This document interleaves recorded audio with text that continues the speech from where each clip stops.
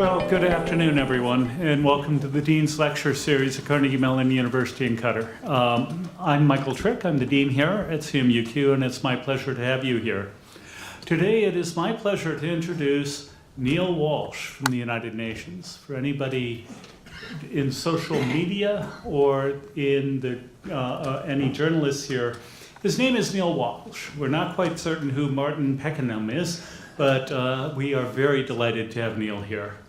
Mr. Walsh joined the United Nations in January 2016, where he serves as Chief of the Cybercrime and Anti-Money Laundering Section.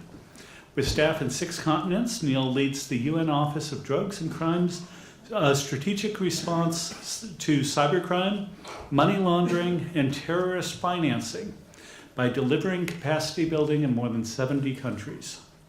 Prior to joining the UN Office on Drugs and Crime, Mr. Walsh served for more than 15 years within the UK National Crime Agency, countering international organized crime.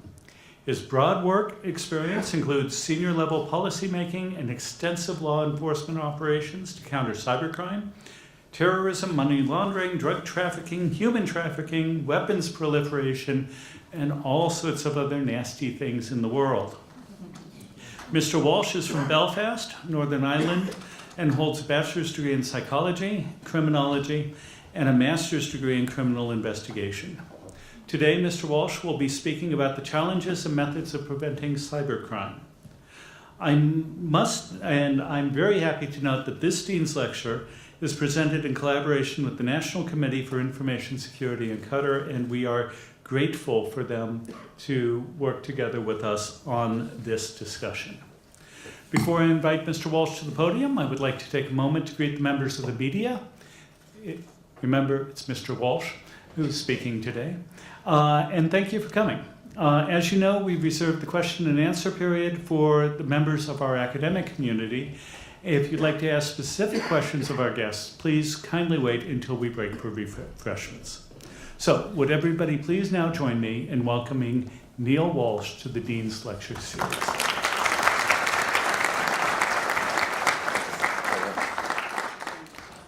Thank you. Good afternoon, everybody.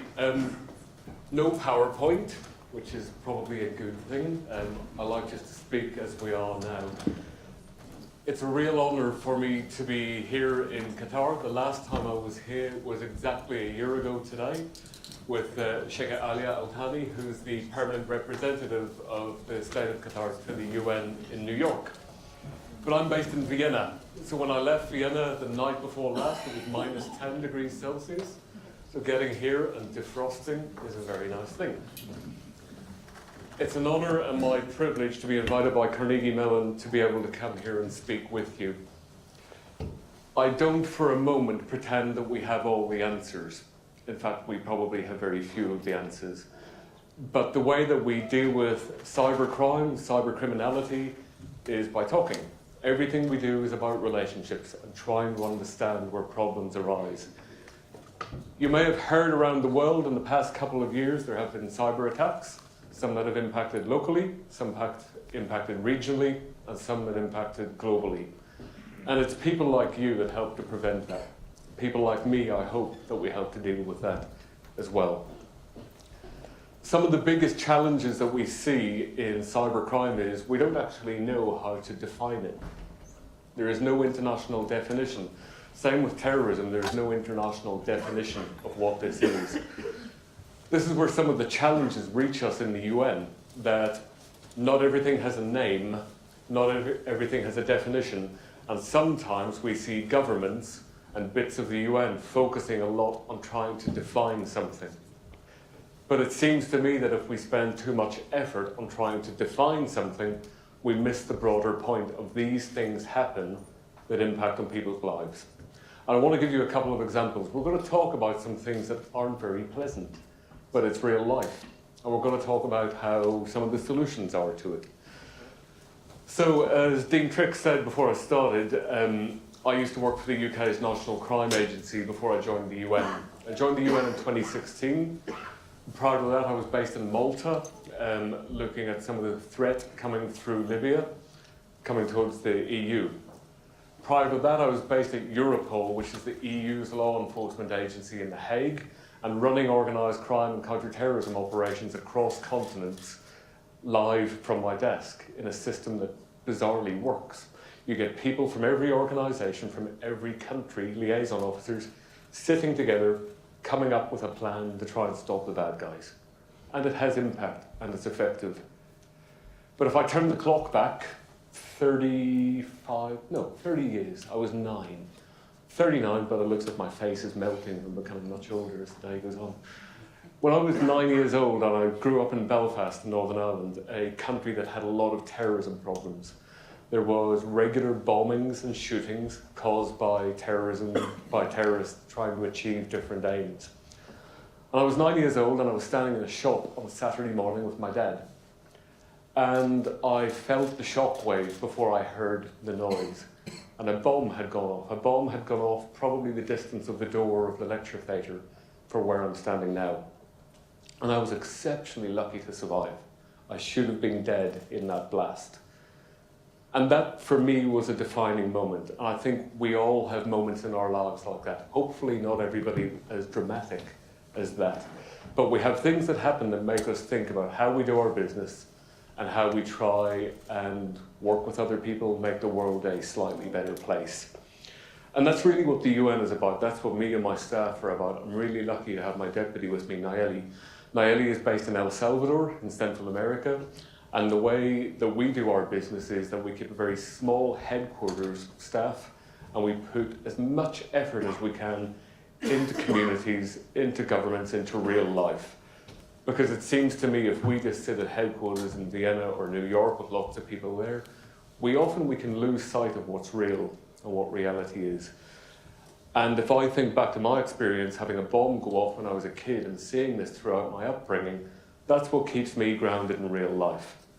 Now, how does that link to cybercrime and cybersecurity? It is easier than you might imagine. If I think back to the start of my career as a cop, when I was 21, 22, cyber didn't really exist, okay? Electronic attacks, e-crime was pretty small then. But it's grown, and it's grown significantly over the past 5 years, the past 10 years. In fact, I was speaking this morning with some of your officials in government, and the first ever cybercrime investigation that I ran was against a shipping company, against a port, and it was the port of Antwerp in Belgium. So the port of Antwerp is the biggest container port for containers coming to the European Union. So it's a massive amount of investment, economic prosperity, and moving goods. And this attack, this crime happened in 2014, where someone in a container company approached the police and said, there is something wrong here. We keep losing stuff. We keep losing commodities that are coming in on vessels in big containerized shipments. And initially, the police, in a very small police force, thought that these were thefts. People were breaking into the big metal containers that you see on ships and stealing the things that were inside. Sometimes it was iron or coal or vehicles, whatever. So they thought it was a small-scale theft. But over a couple of months period, they started to see more and more of this happening from the same shipping company. And a police officer went to the headquarters of this shipping company, and whilst he was there, he was on his iPhone, and he saw there was a number of Wi-Fi signals coming through the building. And he said to the guy who ran the infrastructure of the building, he said, hey, you've got 8 Wi-Fi signals in here.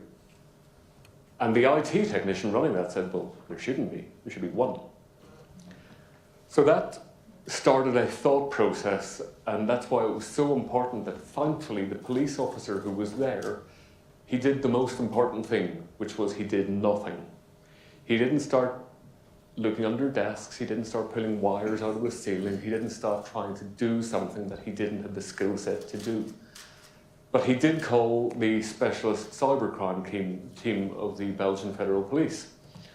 And they turned up and they identified that in this office, and I was in the office a couple of days later, it's about the size of this room, every device had a USB stick in it, which is a thing called a keylogger. So it was recording every keystroke on a keyboard. And what's the first thing you type when you go onto a computer? Username and password. All of that data was then being fed into the Wi-Fi devices that the criminals had planted around the building. And the Wi-Fi was connecting to a signal coming from the parking lot, the car park. Most car parks don't have a Wi-Fi signal. That was a nice giveaway that there was something critically wrong. And there was a car parked in this car park that had been there for weeks, an unobtrusive small car that no one paid any attention to, and there was a Wi-Fi connection point under the bonnet, under the hood, and it was sucking up all of this information. Okay, so this is 6 years ago now. So it was a little less capable than some of the attacks that we see now. But why was a port being attacked like this? Why were there these devices compromising a port? And we initially didn't know. We really couldn't work out why. But over a short period of investigation, it became clear that all of the systems of this shipping company had been infected by malware, malicious software. And what that was doing was allowing the movement of containers. So a container arrives at this port, and the driver in a truck coming to collect it has to give a PIN number to collect the container. The PIN numbers are issued over email. So what was happening was criminals had control of the entire network of the shipping company, and they were issuing fake PIN numbers. Actually, they were real PIN numbers on the system. Criminal drivers turn up with this PIN number that exists, but wasn't really issued by the company, collect the container, and drive off. So they were moving containers from a port without anybody seeing a thing. They were turning them into ghosts. So we thought initially maybe this is a high-scale theft, because a lot of the metals coming from South and Central America, highly valuable. But then from some of the investigation work, it became clear that it was something entirely different. It was cocaine trafficking. Most cocaine hitting the European Union comes by containerized vessel from South and Central America.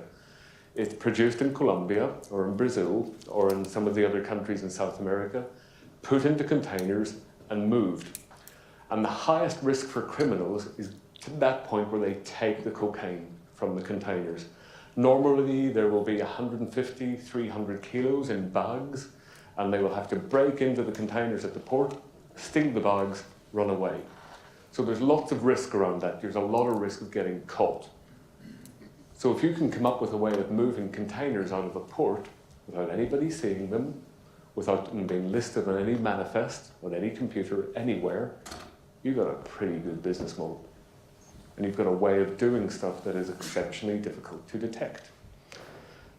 And that's why when we come to trying to define cybercrime, my view is, I'm nearly convincing the organisation, is don't worry too much about it. Don't worry too much about the definition. If it looks like a duck, quacks like a duck, and sounds like a duck, it's probably a duck, right? My wife doesn't let me teach the kids about animals, so I'm not that good at it. But if we focus on the definition, we miss the point. It's about enabling crime. And cyber enables crime and terrorism. We can talk about cyber-dependent attacks, attacks where you need a computer to do something. So let's imagine I want to create malicious software that puts a virus through a ministry and gathers all the information on those computers. That's a cyber-dependent attack. A cyber-enabled attack is normal organized crime or normal terrorism where you can use a computer to do it. So if I wanted to steal your money 10 years ago, I need to get your credit card, take a copy, and then give it back to you, get your PIN number. Now I send you an email saying, I'm your bank. Your card is expired. If you don't click this right now, you're going to lose your money. And we see a real risk to finance, to economic prosperity of companies that is called chief executive officer fraud, where someone impersonates the CEO of a company. And the way this plays out is that someone, usually in the accounting department, often at a relatively low level, will get an email from their chief executive, often late at night, or coming into a public holiday, saying, you need to send this money right now to this account, or we're going to lose the contract. And it will normally be a very big amount of money. We're talking millions of dollars. And because you are a low-level member of staff, and your boss has said, do this now, the likelihood of you saying no is minimal. You're going to go and do it. And we see this happening routinely around the world. We've seen companies from champagne producers right the way through to automotive manufacturers to central banks in other countries in Asia getting attacked like this and losing a large amount of money. So how do we prevent stuff like that? Well, we prevent it by helping people to understand what it is. Show of hands, how many of you have been a victim of cybercrime? Okay, a few hands going up. How many of you don't know? And then when you start to think, how do you define it? So if you get an email, a spam email, offering you something, saying you want to buy medicines online, you want to buy whatever, is that a crime? Is it a crime until the point where you click and do something? Is it a crime because the person who sent it had the intent to do it? We're not really sure, and some countries have very different definitions of this, which is why you can see when we talk about international cooperation, international diplomacy, because we're all not sure, even in this room, if we've been a victim of this, when we start to bring that to a state level, to countries cooperating together, it can get a little bit tricky. So the way that we do that, the way that we do it within the UN to try and make things a little bit easier is we focus on those things that bring us together. We focus on consensus. And at the UN in Vienna, we are a consensus-based part of the UN. So you'll have seen maybe the General Assembly or the Security Council where countries vote. In Vienna, we don't vote. It's all based on consensus.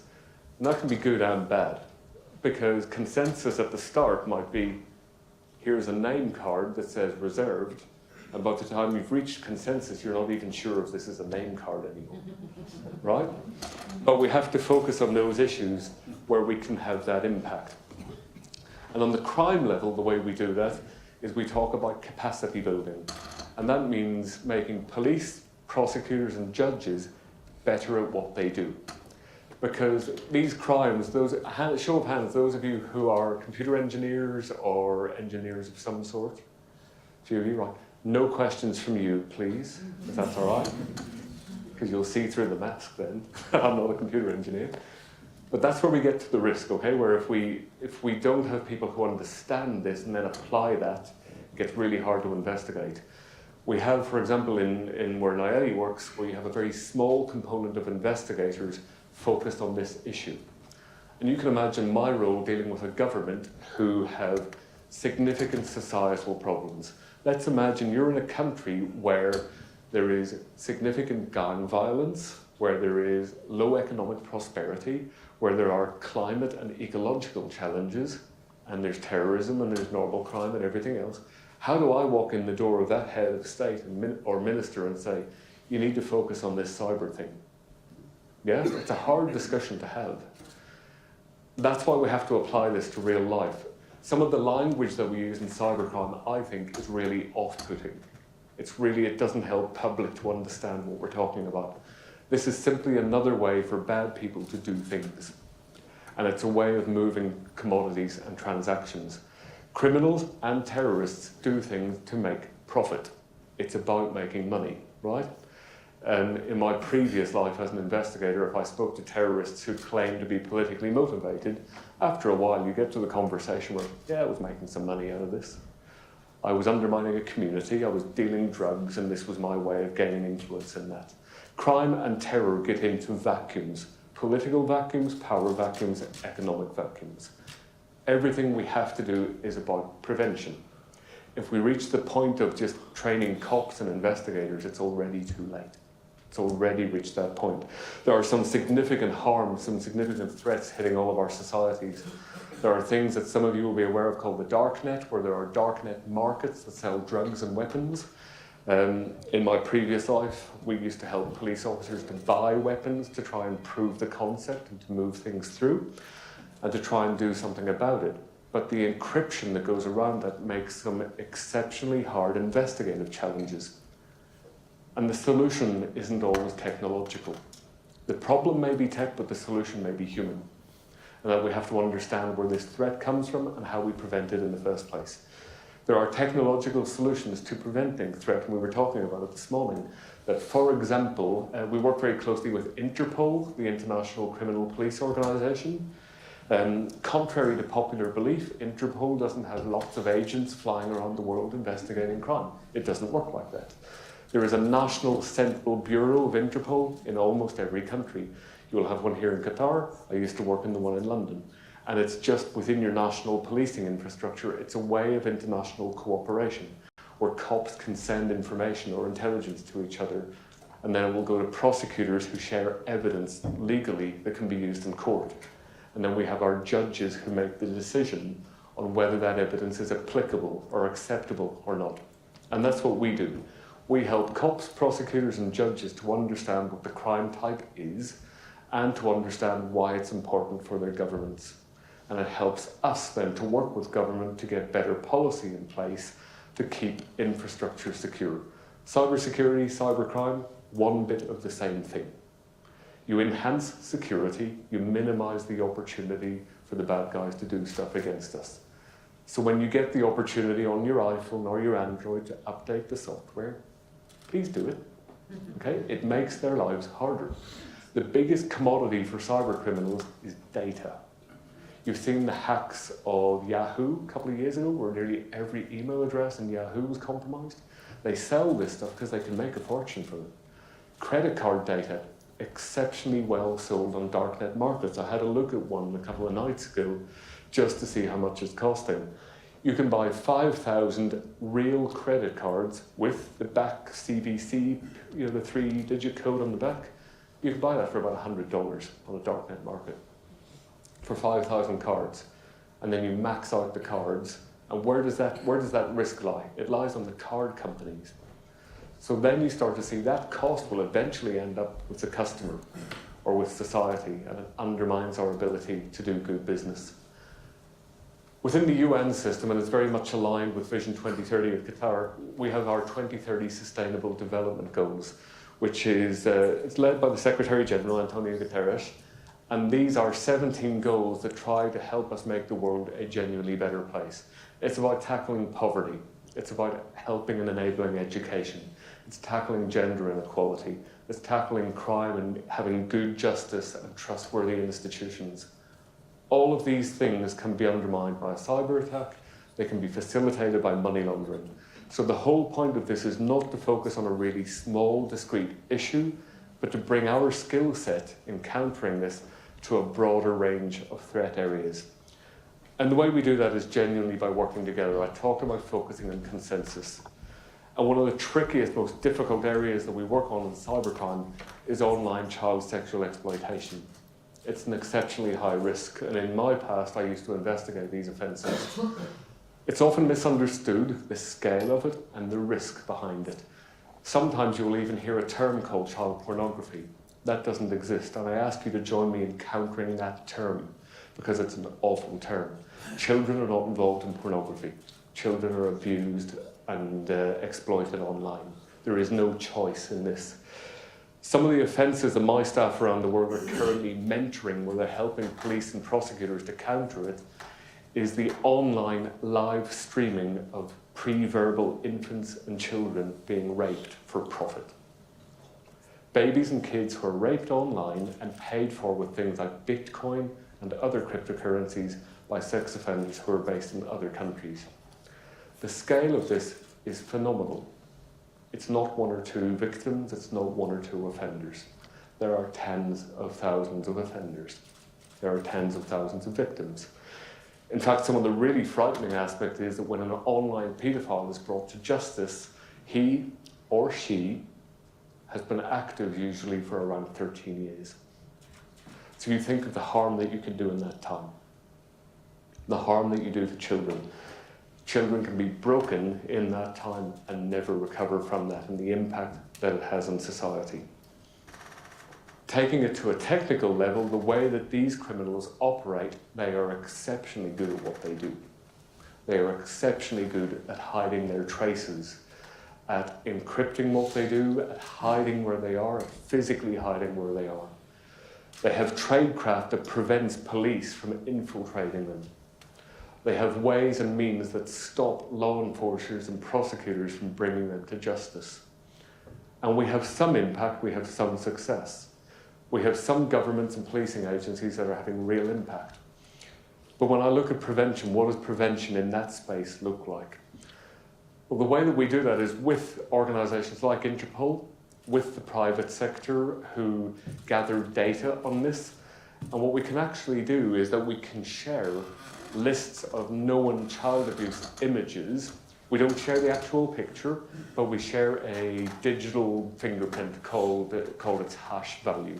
A digital fingerprint of a picture. If we took a picture, all the pictures right here, right now in this room, it will have a unique digital fingerprint. And we can share that fingerprint with anybody because it doesn't show the image and you can't reverse it back to the image. Okay, so it's just a list of letters and numbers. And what we can do with that is that we go to the internet service providers in our countries and we go to them and say, please block this line of digital fingerprints. So if anybody tries to access it, they physically can't get to it. Now that doesn't mean controlling the internet. In fact, it's quite the opposite. It's a cloud-hosted service with data that's provided by Interpol. So policing organisations who have verified that these images are of children, babies, infants, and that they're illegal and that they ought to be blocked. That doesn't stop the internet from functioning. It doesn't slow it down. It doesn't mean that a government can control it. You still have your freedom of speech. You still have your ability to do work the way that you do now. But it minimises access to really harmful material by criminals. And more importantly, if you have a very small policing component looking at this, it allows them to focus on the highest risk threat. Because the amount of, you put your hands up again, who's been a victim of cybercrime? If it's economic, we've all been hit for fraud. We've maybe all lost credit card information or banking information online. That can hit all of us. It's really common. It would seem to me that we don't want to have to expend a large amount of policing effort on that when there are some other really horrendous things going on, and that we get into that prevention space where we stop ourselves becoming victims of crime. And like anything, we stop ourselves becoming victims of crime by understanding what the crime is and talking about it. Talking about it with our kids, talking about it at school, in uni, in business. The example I gave you at the start about the port infiltration in Belgium, we identified in that investigation that there were 4 other companies had been infiltrated by the cyber criminals to move drugs through their company. How many of them went to the police and gave evidence to bring a prosecution? None. Because they didn't want their share value harmed. They thought the adverse publicity of, we've been infiltrated, we've lost control of our systems, all of this stuff has been happening through us, it is not worth the risk for us in trying to get someone brought to justice. Which is why prevention has to be the key. Once it's reached policing and prosecution and judiciary, it's too late, it's already happened. Yes, we can make judges and prosecutors better and enabled at what they do. We do that in the same way around the world so that we all speak the same language and that we can share evidence much, much quicker and bring those to justice who we need to. But we've got to work together through education and prevention to make sure that we minimise that risk in the first place. The UN plays a small role in this, and it is a small role. I sit on a group that advises the Secretary General on new technology and frontier issues, as he terms it. There's also a high-level panel on digital cooperation that's meeting today in Geneva, and it's run by Melinda Gates and Jack Ma of Alibaba in China. Doing this, we bring private sector, academia, engineers, and lots of other different thinking into how to solve the problem. The problem is not solved alone by government. In fact, it's probably going to be a private sector solution for the majority of it. But we've got to bring them in the door and have those discussions together. If we simply end up as government or policymakers having these discussions and ignore the private sector, then you get into some challenging areas. We've seen things like, for example, Facebook have had their challenges with dealing with potential impact on elections and democracy and freedom of speech. That shows that we need to be speaking together. We need to look at areas of consensus. We need to be able to have open, honest conversations. Doesn't always mean regulation, doesn't mean government coming in and saying, do that. But we need to change the dynamic of the conversation. We need to ask the private sector, What are the problems and what do you think the solutions are? We can have some really great ideas together, but they're going to bring some other thought to the table that we simply won't have. And that's why having that interaction between government, private sector and academia is vital, and it's never been more important. Ladies and gents, I'm going to wrap it up there so we do have time for questions. I want to finish by really expressing my thanks to the State of Qatar for hosting us, for bringing us here, especially Khaled, we really have a great working relationship together. Dean Crick from Carnegie Mellon, this is the best bit of my job, right? If I'm sitting behind a desk in Vienna operating as a human email server, that is not a great day out for me. So to get to come here and actually speak with you, speak with government, and I'm speaking with school kids later on today, that's where we make a difference, right? We actually make it into real life. This impacts on each and every one of you. But each and every one of you has a solution to this as well. And I want to hear what they are. Thanks for listening. I appreciate your time.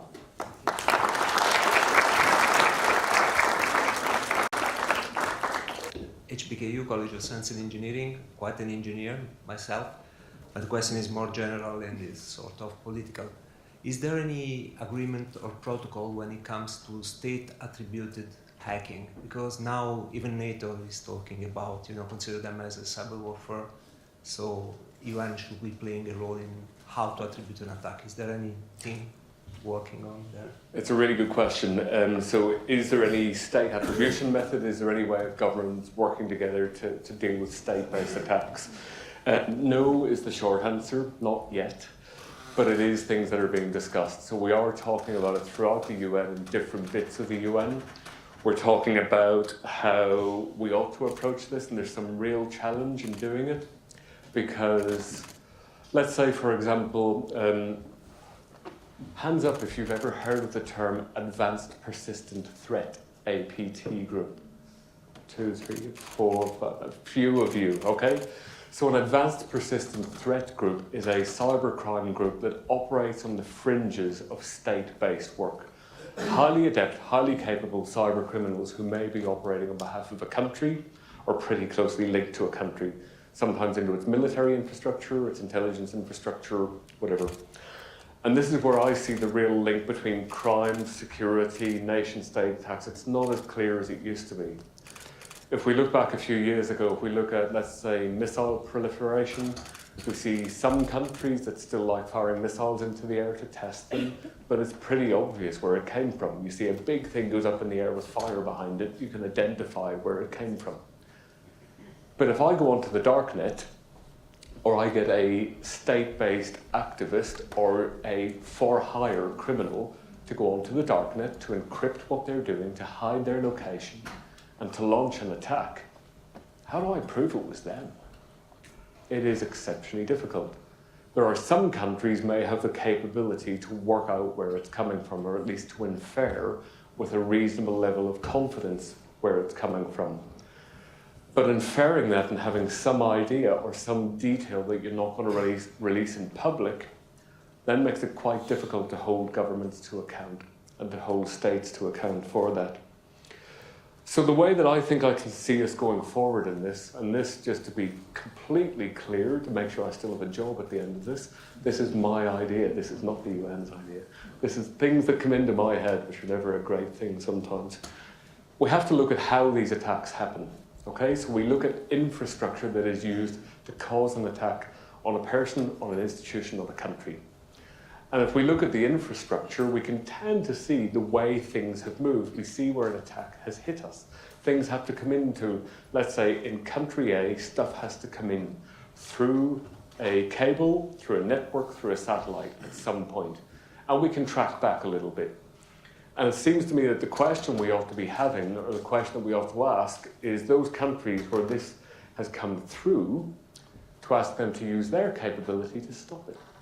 And say, we're not saying it was you, we're not blaming you, but we do see your infrastructure being used for it, and we think you might have the capability to try and prevent it, to try and help it. We also, I think, need to get some better policy around this as well. There's a thing called the Internet Governance Forum and also the group of governmental experts run by the UN. And the last meeting they had on cyber governance and internet governance, they failed to reach any consensus. I mean, they actually got pretty close to it. but it fell down towards the end. And what that shows us is that it isn't working the way that it currently is, and that we have to rethink how we do business. And that again, the importance and the influence that academic institutions and business can have in trying to work out how we deal with this. So that was a really UN answer, not directly answering your question, but we are talking about it. It is being talked about in the right forums, but we need government talking about it as well in a way that is open and honest. Thank you. Sir, and then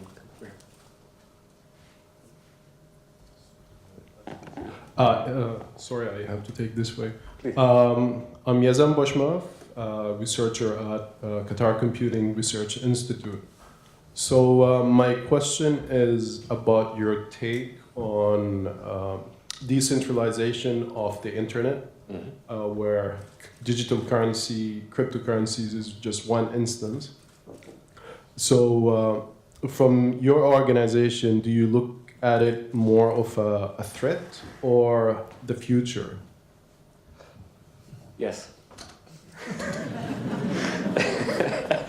Threat or the future? It's both. It's both. So we do work where we help investigators to track some cryptocurrencies and try and investigate some cryptocurrencies. Shout out the number for me. How many cryptocurrencies are there in existence today, roughly? 1,600. 1,600. 1,600, okay. Anything else? 4,000 or 5,000. 4,000 or 5,000? Anything else? Tens of thousands? Okay. I haven't checked this week, but the week before last it was around 2,000, plus or minus. Okay? 2,000 cryptocurrencies. Each and every one of us, if we had the skill set or the capability or the desire, could create our own cryptocurrency and knock it out to market and see where we go. We've seen Bitcoin. It has an exchange rate that is more volatile than my mother-in-law's mood, and it sort of goes up and down. Don't tell her that's not on the TV, right? Oh, it is. And this is the way it goes. This is the risk that we see. Bitcoin a year ago had an exchange rate of around $10,000 we hit at one point. It started off at like $500. So you imagine if you were a criminal or a terrorist and you were wanting just to move profit, if you had one Bitcoin worth $500, a couple of weeks later it was worth 1,000, a couple of weeks later it's worth 10,000, and you've done nothing. You grew an enormous amount of profit. Now the good aspect with cryptocurrencies, and we see this in the development piece, is that cryptocurrencies give us the capability to have, if you're, let's say you're living in an economically developing society where you don't have a bank account, you don't have access to banking, you don't have access to Western Union or any money service business, you might, through cryptocurrency, have the ability to get profit and value and move stuff. That's great. Problem is it's decentralized, so there's no tax generation from it. And that's the risk that goes with it, that if you're not generating tax from it, how do you sustain your government? Is there a risk that goes along with that? The other risk is that it is decentralized, and that if something goes wrong, then there is a lack of responsibility in that space.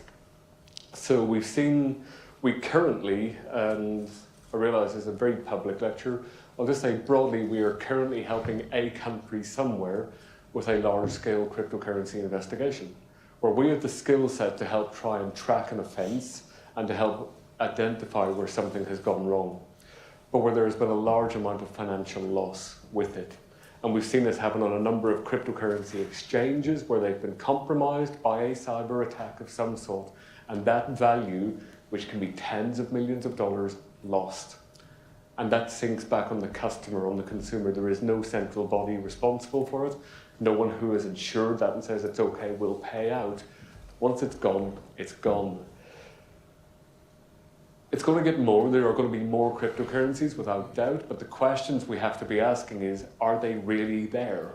A lot of stuff that we see in cryptocurrencies and darknet markets are fraud. It doesn't really exist. I could, if I had the skill set, design my own cryptocurrency, put it out to market and say, hey, invest in me, you're going to make a squillion dollars from this. You're going to be the richest woman or man on earth. And people invest and they pour money into this, and then I vanish. It's just a fraud. It's just another way of doing fraud. So the answer to your question was yes. Is it a risk? Yes. Is it a benefit? Yes. Do we have the solutions? No. Well, yeah. But people like you might come up with the solution for us. Thanks.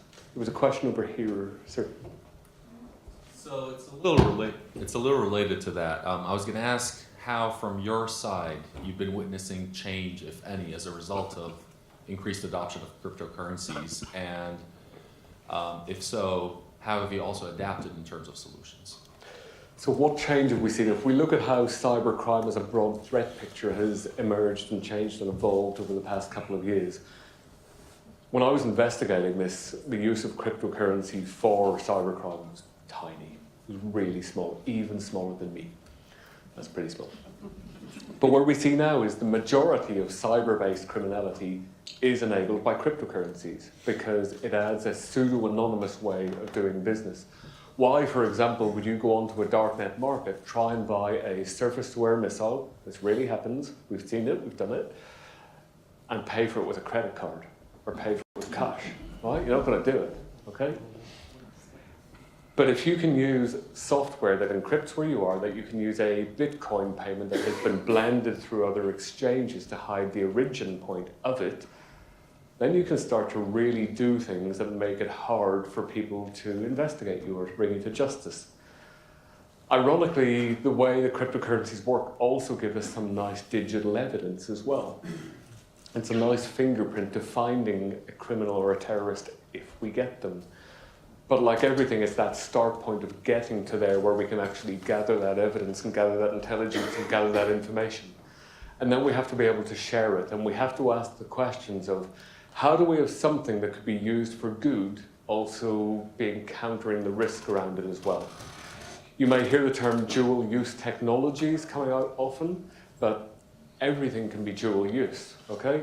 I'm drinking water from the glass, but if Naeli lifts the glass and throws it at my head, it will have been used for a different purpose. And it's the same thing with cryptocurrencies. You can use it for good, you can use it for bad. I have not yet had an occasion in my life where I've thought the solution to whatever I was trying to buy was with a cryptocurrency. Or at no point have I thought, I need to go to the shop and buy a thing, and I need to do it in Bitcoin. But we know that some people do. And some of the risk areas and some of the ways that I think we ought to look at challenging this are there are exchanges where you can change the cryptocurrency that you have. That's where maybe some regulatory effect can come in. And that's where some of the discussion is going on around that, where it's not necessarily the provider of the cryptocurrency because it doesn't really exist like that. But if you set yourself up as a company that sends these things to other people and can exchange them, then you maybe need to start looking at some compliance and how we do our counter-financing of terrorism work and our anti-money laundering work. If you want to set up a bank account, you've got to show your passport, you've got to prove who you are to get that bank account. You probably ought to be in a similar space for cryptocurrency as well, is how it would seem to me. Thank you very much for your presentation. One quick question, how UN is cooperating or supporting the state of Qatar to challenge those cybersecurity issues in the region? Great question, thank you. So we've been working together for, it's 2015 now, we've been doing some really nice work together. A lot of what we're doing with Qatar is on prevention-based approach. So the work that we're doing, and it's, I'm stealing Naeli's thunder here, that the work that she is leading in Central America is about prevention and keeping kids safe. In fact, the way that we're doing this is that Naeli and her staff have designed through children's museums in Guatemala and in El Salvador a permanent exhibition on cybercrime and cybersecurity. And the point of this is to get kids at a really young age to explain what online risk is about. My kids are 8, 6, 4 and 2. The 2-year-old goes up to the TV and tries to swipe her finger across it, right? It's not a touchscreen TV, so we just have a really dirty TV. But she understands it, right? She can lift the phone, she can get the photos and understand it. And that's what we're doing in society back in Central America, where there are some real challenges with this as well, some real societal challenges. And like I said, we started off doing capacity building of policing, prosecutors and judges, but we really, thanks to the investment that Qatar has given us, got into the prevention space. And with these permanent exhibitions, how many thousands? 200,000? 200,000 kids a year you get coming through these museum exhibitions. So you have a captive audience on trying to explain to them in a way with good pedagogical approach with educators how to help kids understand how to be safe. Now, the biggest open secret is in development is we don't know if it works in prevention. How do you measure prevention? It's exceptionally difficult. And there's some really bright people, vastly brighter than us, try to understand how we do this. How do we say that something we've done today makes somebody think in 5 years' time not to click on a button or to think before they share an image of themselves with someone or to accept an opportunity online? That's going to develop, that thinking is going to develop as we go forward, but by getting kids at the earliest of ages, and it is thanks to you good people that we're able to do this, this is your tax money at work. Why does it make relevance to the state of Qatar and any country that works with us? Well, you invest far away, it helps protect your own security, it helps protect your own economic development, your own economic and national security, because if we all understand where the risk comes from, we can help to prevent a risk that is truly global. A risk that doesn't respond to borders and doesn't respond to legislation. So we get into that space and we try and keep them safe from the start. Thanks. Okay, thank you very much. Thank you.